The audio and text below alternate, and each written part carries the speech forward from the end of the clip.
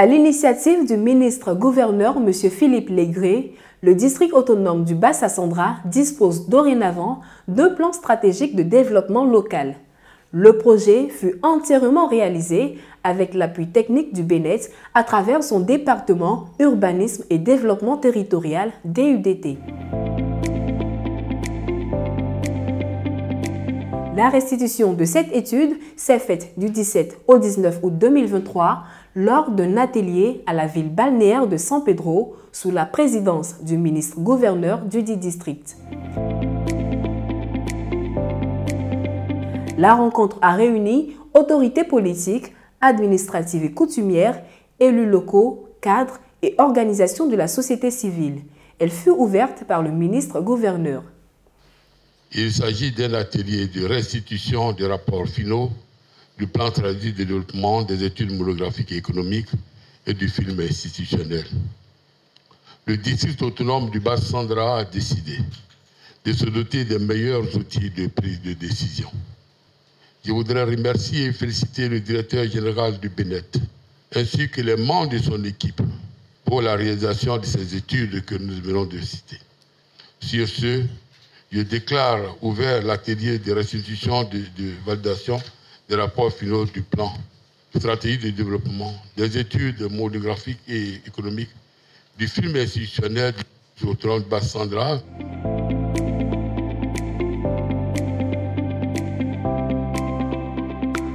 Les résultats de l'étude menée par le BNET sur ce projet ont été présentés par M. Vincent Dadier, directeur du DUDT, représentant le directeur général. Ce matin, nous allons faire une restitution du travail que nous avons démarré, qui est l'actualisation du plan stratégique de développement du district du Bas-Sassandra. Il faut savoir que le premier plan a été réalisé dans les années 2014-2015. Donc, c'est ce plan-là que nous sommes venus actualiser. Après à peu près plus de 10 ans, il est bon de venir voir si ce qu'on avait décidé à l'époque a été réalisé ou pas et pourquoi cela n'a pas été réalisé. Donc, on va vous faire un rappel rapide du plan stratégique et de la monographie. C'est quoi le plan stratégique? C'est quoi la monographie? Et on va faire un rappel également du processus d'élaboration. Ensuite, viendront les présentations des différents rapports. Donc, la première présentation, rapport d'évaluation du plan stratégique de 2015, le rapport diagnostic et de la monographie, donc toutes les données qu'on avait collectées ici, et le rapport qui en est sorti et le film institutionnel.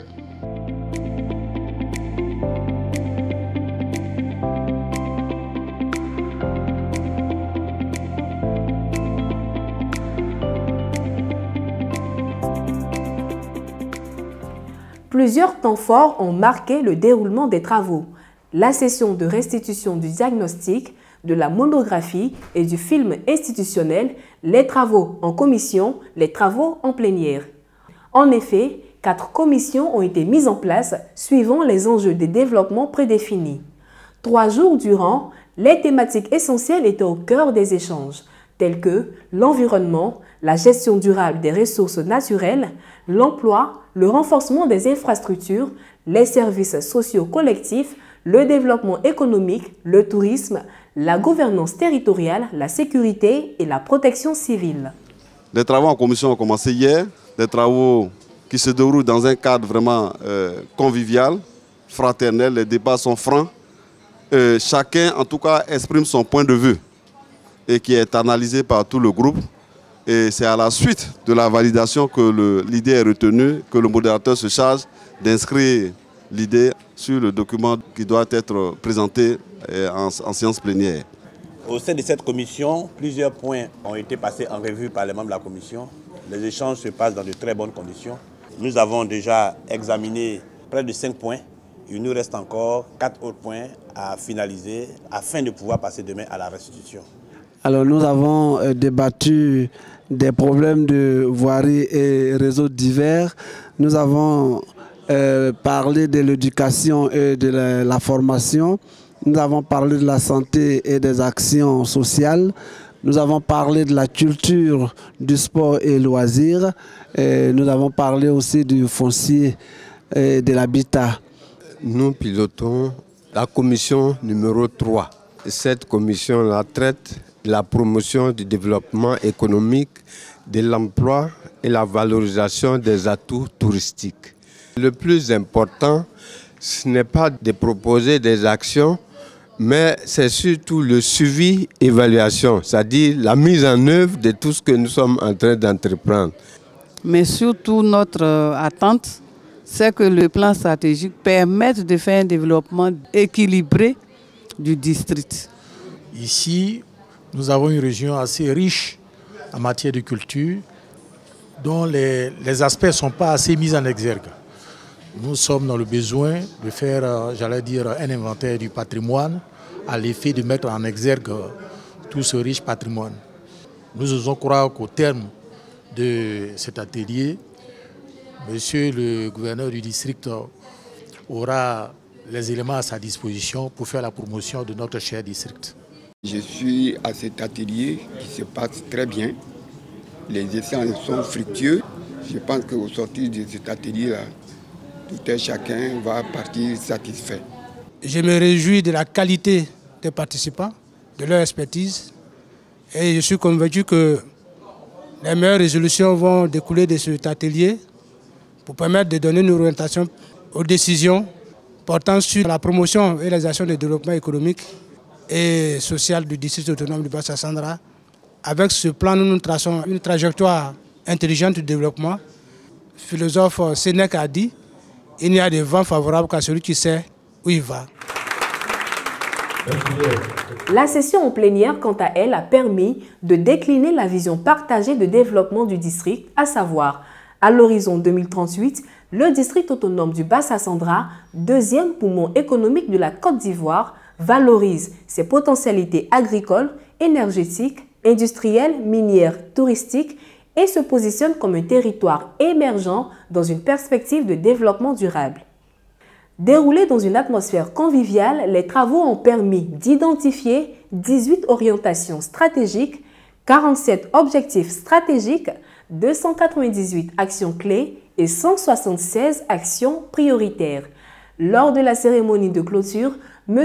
Akpoedeni, directeur de cabinet du ministre-gouverneur, a fait lecture du rapport final en présence du vice-gouverneur M. Kolaté Ié-Joseph et de M. Bruno Yao-Kwasi, préfet hors grade, préfet de la région du Boclé, représentant le ministre-gouverneur. Il ne me reste plus qu'à vous souhaiter un bon retour dans vos différents lieux de résidence. Et donc c'est sur cette note d'espoir qu'au nom de M. le ministre-gouverneur, je déclare clos l'atelier de restitution du plan stratégique, de la monographie et de la présentation du film du district autonome du Bas-Sassandra tenu les 17, 18 et 19 août 2023. Je vous remercie.